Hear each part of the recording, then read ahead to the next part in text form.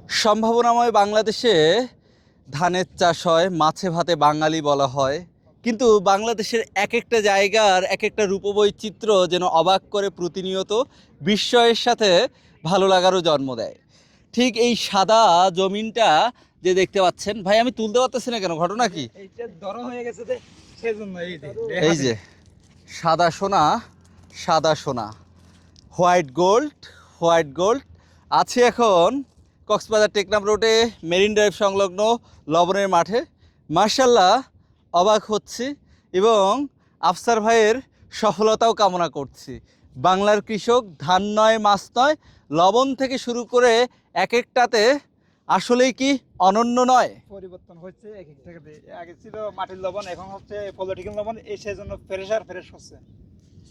যত সময় এগিয়ে যাচ্ছে তত মানুষ পরিবর্তন হচ্ছে, তত উন্নতি হচ্ছে এই বাংলাদেশে।